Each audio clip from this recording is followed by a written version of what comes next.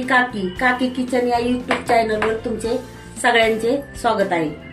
आज आपण करणार आहोत हिरव्या मटारचे मटार कबाब। आता पहिल्यांदा इथे मी गॅसवर एक पॅन ठेवलेला आहे, त्यात थोडंसं तेल घालून घेते। तेल तापल्यानंतर इथे मी 2 मिरच्या घेतलेल्या आहेत, एक आल्याचा तुकडा घेतलेला आहे, एक लसणाची कुडी सोलून घेतलेली आहे। हे पहिल्यांदा मी इथं भाजून घेते।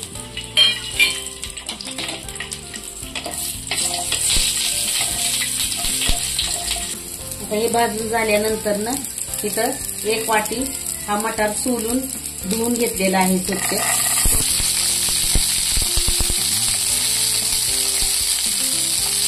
मटार हा त्याला एकदम असे डाग पडेपर्यंत चांगला भाजून घ्यायचा।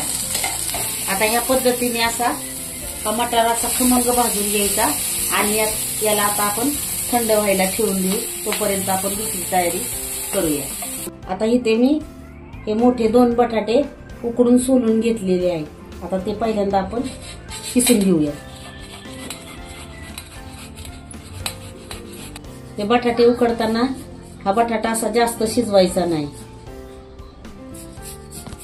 हा बटाटा एकसारखा किसून झालाय। आता इथं 1 वाटी पोहे घ्यायचं आणि ते असं मिक्सर मध्ये बारीक करून घ्यायचं। तुमच्याकडे जर ब्रेड असेल तर तुम्ही ब्रेड सुद्धा मिक्सर मध्ये बारीक करून ह्यात टाकू शकता, पण आपण हे घरच्या साहित्यातच करणार आहोत म्हणून हे सगळं घरातलं साहित्य मी वापरत आहे।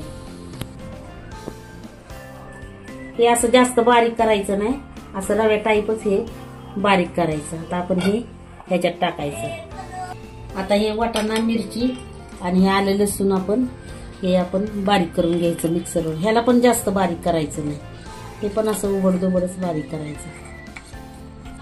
आता हे असं जाडसर थोडस बारीक केले, आता हे आपण त्याच्यात टाकून घेऊया। आता इथं अर्धा चमचा हळद टाकली, त्यानंतर 1 चमचा हे लाल तिखट टाकले, अर्धा चमचा हा गरम मसाला आहे। आता इथं 1 चमचा आपण आमचूर पावडर टाकलेली आहे। आता इथं 1 चमचा चाट मसाला घातलेला आहे। आता इथं चवीनुसार मीठ घातलेलं आहे। आता इथं बारीक चिरलेली कोथिंबीर घातलेली आहे। आता तुमच्याकडे चाट मसाला नसेल किंवा आमचूर पावडर नसेल तर तुम्ही तसेच हे कबाब केले तरी चालतात। घरच्या साहित्यातच मी तुम्हाला हे सगळं दाखवलेलं आहे। आता आपण हे पीठ चांगलं असं मळून घेऊया। आता हे पीठ असं चांगलं मळून घ्यायचं। आता पोह्यामुळे जर आपल्याला हे मिश्रण जर कोरडं वाटत असलं तर फक्त 1 शिताडा असा पाण्याचा द्यायचा आणि पीठ मळून घ्यायचं, कारण त्यात आपण पोहे घातलेले आहे ना, त्यामुळे थोडंसं पाणी लागू शकतं, म्हणून थोडासा पाण्याचा हात द्यायचा हे एकजीव होण्यासाठी।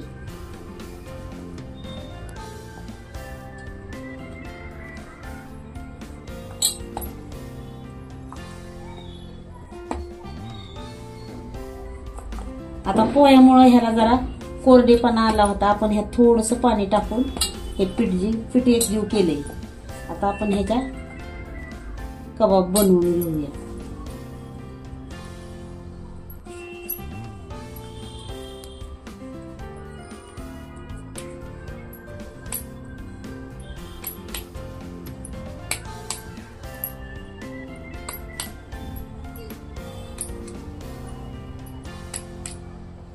आता साधारण एवढ्या आकाराची आपण टिक्की बनवून घेऊया।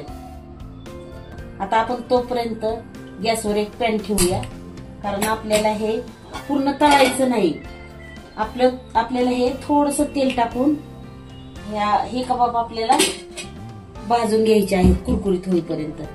त्यासाठी इथं मी 1 चमचा तेल टाकून घेत आहे। आता तवा तापलाय, आपण एक कबाब त्याच्यात सोडून घेऊया।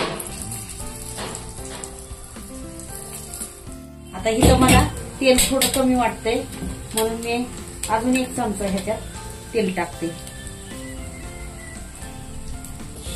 आता हे आपल्याला खालनं थोडंसं चांगलं भाजेपर्यंत ह्याला आपल्याला पलटवायचं नाही, साधारण आपल्याला 3-4 मिनिटं तरी ह्याला पलट करायचं नाही. आता ह्याला आपण पलटी करून घेऊया.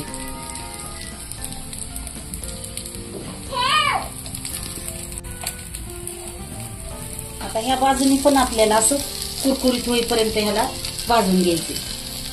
आता चांगले कुरकुरीत होईपर्यंत आपण ह्याला असं भाजून घेऊया. आता तेवढ्या साहित्यामध्ये आपले एवढे कबाब झालेले आहेत. जवळजवळ 15 ते 16 कबाब आपले तयार झालेले आहेत. हे कबाब तुम्ही दह्याबरोबर, टोमॅटो केचप बरोबर किंवा खोबऱ्याच्या चटणी बरोबर सुद्धा खाऊ शकता. ह्यात बाहेरचं कुठलंही साहित्य नाही, सगळं घरात उपलब्ध असणाऱ्या साहित्यातच आपण केलेलं आहे. व्हिडिओ आवडला असेल तर व्हिडिओला लाईक, शेअर, सबस्क्राईब करायला विसरू नका.